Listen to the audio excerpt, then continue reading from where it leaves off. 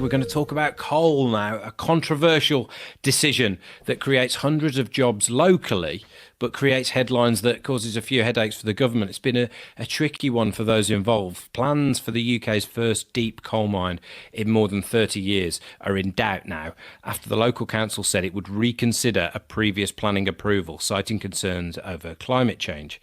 There had been a lot of criticism of the plan, especially in a year where the UK is hosting this COP26. We're going to be hearing more and more and more about this as the year goes on. It's a big UN climate change summit. So headlines of new coal mine opening at the same time as that summit is going to be hosted in the UK has been an interesting juxtaposition. The site at Whitehaven in Cumbria promises up to 500 jobs mining coking coal for steel production. But that's now on hold. I've got Mark Jenkinson with me, who's a Conservative MP for Workington, a few miles up the coast from Whitehaven. It's the neighbouring constituency. He wants to see the mine go ahead. Morning to you, Mr. Jenkinson. Good morning.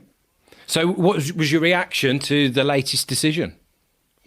Well, I think it's no coincidence that, last week officers, the council wasn't getting cold feet.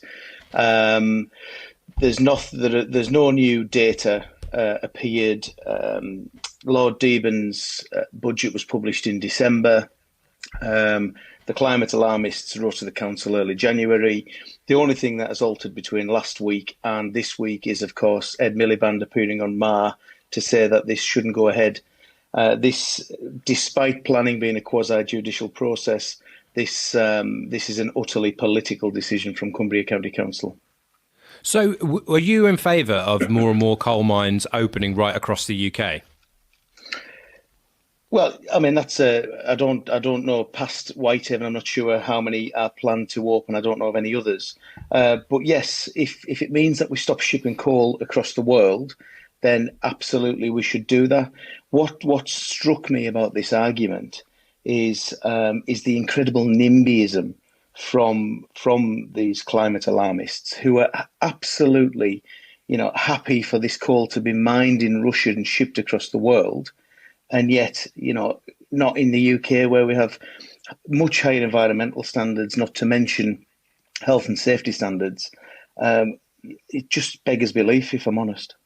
But many industries we speak to on this show, we hear them talking about decarbonising. They're all setting deadlines. Even the steel industry, which is so reliant on it, 4 out of 5 major steel companies planning to decarbonise over the next few decades. Does it not feel to you that it's a decision that is just going in the wrong direction for what businesses all around the world want to do? No, let me tell you why. So yes, absolutely right that industry decarbonises, and we have to go further and faster than we have done previously. And it's right that we invest in that. A lot of the talk around the steel industry particularly is on blast furnaces, which uses quite a large amount of coking coal per tonne of steel. And the move to electric arc furnaces can deal with a lot of that. Although there then is a question of how you power the electric arc furnaces, for example. But whether it's new steel or recycled steel in electric arc furnaces, we forget that the trials, such as the hybrid trial in Sweden, which is using hydrogen for oxygen depletion in the direct reduced iron process, that just deals with one part of the process. We still add coke to electric arc furnaces, whether we're creating new steel or whether we're doing wholly recycled steel, which we're not. Headline figures suggest that we're self-sufficient in recycled steel. When you look at the carbon content, we're not.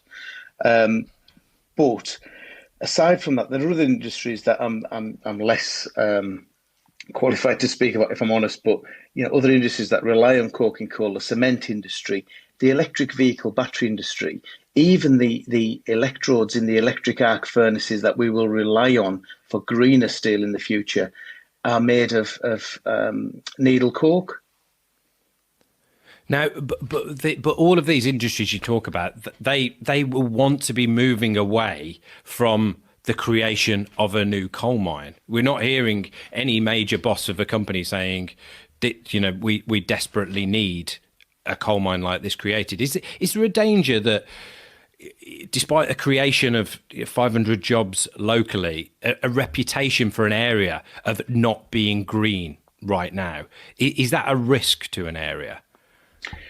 I think what we've got to do is get away from the alarmist headlines that we're all looking for in this and recognize that we couldn't be shipping this across the world. It makes more sense environmentally to mine it on our doorstep.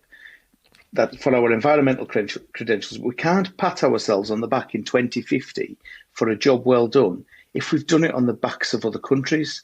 The UK is proudly leading the world in our commitment to net zero. We were the first country to legislate for that. We've reduced our carbon emissions significantly since 2010.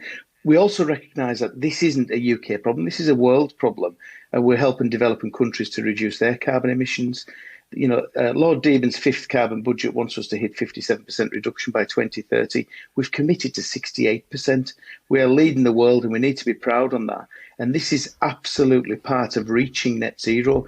As counterintuitive as it sounds, it's a debate that we've got to have.